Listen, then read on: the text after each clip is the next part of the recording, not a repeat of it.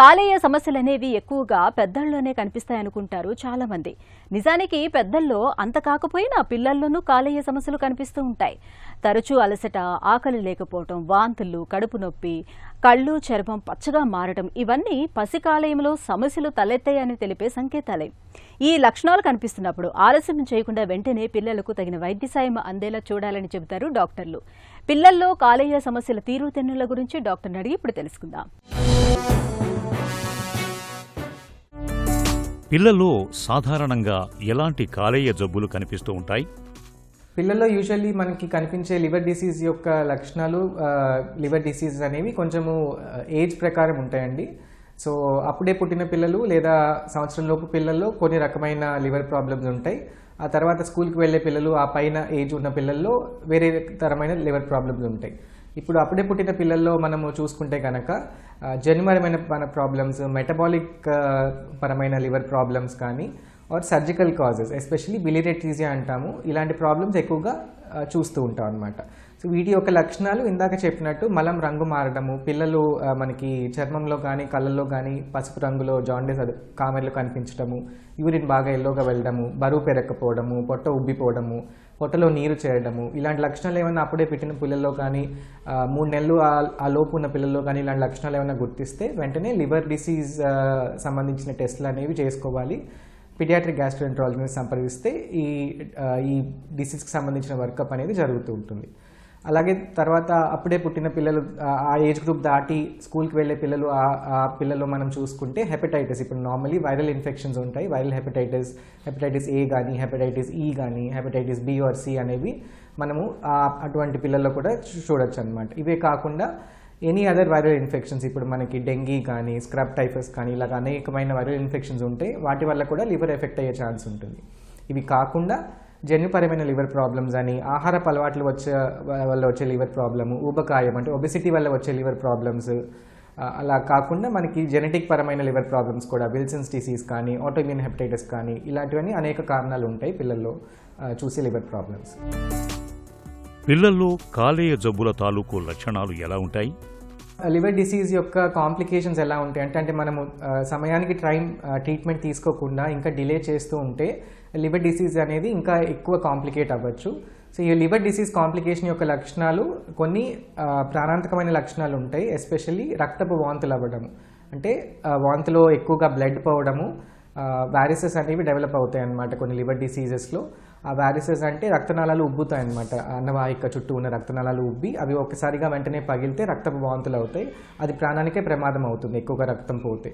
అలాగే మలంలో రక్తము వస్తే కనుక యూజువలీ బ్లాక్ కలర్లో అయితే అది పొట్ట నుంచి వచ్చినట్టుగా అనమాట. ఇది లివర్ డిసీజ్ యొక్క లక్షణం అవ్వచ్చు. ఇది ఒక మెయిన్ కాంప్లికేషన్ లివర్ డిసీజ్ యొక్క. అలాగే పొట్టలో నీరు చేరడము, ఎసైటిస్ అంటాము, పొట్ట బాగా ఉబ్బిపోయి పొట్టలో నీరు చేయడము అనేది ఇంకొక కాంప్లికేషన్. అలాగే జాండీస్ ఎక్కువ అవ్వడము, కళ్ళల్లో బాగా జాండీస్ రావడము, యూరిన్ ఎక్కువగా పసుపు రంగులో రావడము, ఈ జాండీస్ ఎక్కువ అయిపోవడం వల్ల కిడ్నీ ఫెయిల్ అయిపోవడము, జాండీస్ ఎక్కువ అవడం వల్ల అది మెదడుకు వెళ్ళి ఎన్కెఫ్లోపతీస్ ఇట్లాంటి స్పృహ కోల్పోవడము, ఇలాంటి కాంప్లికేషన్స్ కూడా జరుగుతూ ఉంటాయి అన్నమాట. పిల్లల్లో కాలేయ జబ్బుల్ని ఎలా నిర్ధారిస్తారు?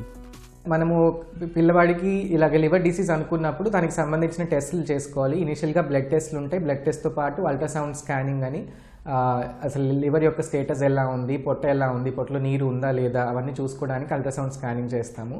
దాని ప్రకారం ఇనీషియల్ బ్లడ్ టెస్ట్ చేసిన దాని ప్రకారం ఇంకా ఫర్దర్గా టెస్టులు అవసరమా, జెనెటిక్ సంబంధించిన పరమైన టెస్టులు ఏమైనా చేయాలా, ఎండోస్కోపీ ఏమైనా అవసరం పడుతుందా. అలాగే కొన్ని లివర్ డిసీజెస్లో లివర్ బయాప్సీ అనేది చేస్తాం అనమాట. అంటే లివర్ నుంచి ఒక చిన్న పీస్ తీసి టెస్ట్ చేసి చూస్తాము, బయాప్సీ టెస్ట్ అంటారు.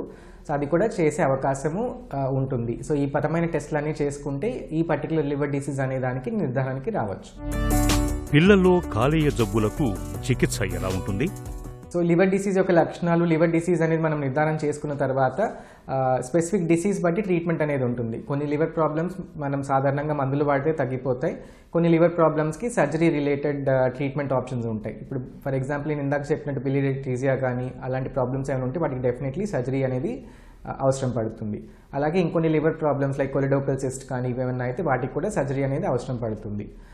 ఇది కాకుండా ఇప్పుడు నార్మల్ మనం జన్యుపరమైన లివర్ ప్రాబ్లమ్స్ కానీ ఉంటే వాటికి స్పెసిఫిక్ డిసీజ్ ట్రీట్మెంట్ అనేది మందుల ద్వారా ఉంటుంది. తర్వాత ఇప్పుడు ఆ లివర్ డిసీజ్ మనం ఆల్రెడీ చేయి దాటిపోయి ఆల్రెడీ లేట్ స్టేజ్లో తెలుసుకున్నప్పుడు లివర్ డిసీజ్ కాంప్లికేషన్స్ డెవలప్ అయినప్పుడు అప్పుడు కూడా పిల్లవాడి యొక్క న్యూట్రిషన్ స్టేటస్ అవన్నీ మెయింటైన్ చేసి ఆ లివర్ డిసీజ్ కాంప్లికేషన్స్ అన్ని కంట్రోల్ చేసి ఇంకా ఫైనల్ ఆప్షన్ కింద లివర్ ట్రాన్స్ప్లాంట్ అనేది సజెస్ట్ చేస్తూ ఉంటాం అనమాట. లివర్ ట్రాన్స్ప్లాంట్ అంటే ఆల్రెడీ ఉన్న లివర్ పాడైపోయింది కాబట్టి ఆ లివర్ తీసేసి వేరే లివర్ ట్రాన్స్ప్లాంట్ చేసి పిల్లవాడి మళ్ళీ నార్మల్ లివర్ ఫంక్షన్స్ అనేది డెవలప్ చేస్తారు. పిల్లల్లో కాలేయ జబ్బులపై తల్లిదండ్రులకు ఎలాంటి అవగాహన అవసరం?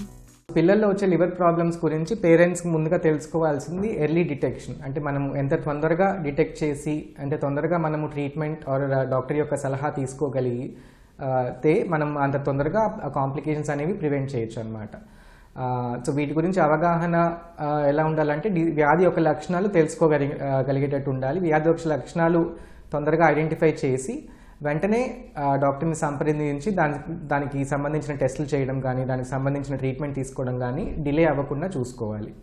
అలాగే మనం ఆహారపు అలవాట్లో కూడా ఇప్పుడు తరచుగా మనము స్కూల్ గోయింగ్ ఏజ్ పిల్లల్లో చూస్తూ ఉంటాము. ఎక్కువగా జంక్ ఫుడ్ తినడము, ఫ్రూట్ జ్యూసులు తాగడము, ఎక్కువగా out side food, fast food తినడము, కూల్ డ్రింక్స్ ఎక్కువగా తాగడం, వీటన్నిటి వల్ల కూడా ఉబకాయం ఎక్కువగా డెవలప్ అవుతుంది. ఉబకాయంతో పాటు ఫ్యాటీ లివర్ డిసీజ్ అంటాం, అది కూడా ఎక్కువగా వస్తుంది అనమాట. వీటన్నిటి మీద కూడా పేరెంట్స్కి అవగాహన ఉండి మనము ఆహారపు అలవాట్లు అవన్నీ కంట్రోల్ చేసుకొని సాధ్యమైనంత వరకు శుభ్రమైన ఆహారము, శుభ్రమైన నీరు తీసుకొని అలాగే కొన్ని వ్యాక్సినేషన్స్ ఉంటాయి. ఇప్పుడు మనకి వైరల్ ఇన్ఫెక్షన్స్ నుంచి ప్రివెంట్ చేయడానికి, హెపటైటిస్ నుంచి ప్రివెంట్ చేయడానికి వ్యాక్సినేషన్స్ ఉంటాయి. అవి టైంకి తీసుకోవడము, డాక్టర్ సలహా తీసుకొని ఇవన్నీ చేయడం వల్ల ప్రాపర్ లివర్ డిసీజ్ గురించి అవగాహన తెలుసుకోవచ్చు. అలాగే లివర్ డిసీజ్ యొక్క కాంప్లికేషన్స్ని ప్రివెంట్ చేయడానికి ఉపయోగపడుతుంది. పిల్లల ఆరోగ్యం విషయంలో అవగాహనే అసలైన బలం. పిల్లల్లో కాలేయ సమస్యలను సకాలంలో గుర్తించి సరైన చికిత్స తీసుకుంటే వాటిని పూర్తిగా నయం చేయొచ్చు. ఈ జాగ్రత్త పిల్లల భవిష్యత్తును భద్రంగా ఉంచుతుంది.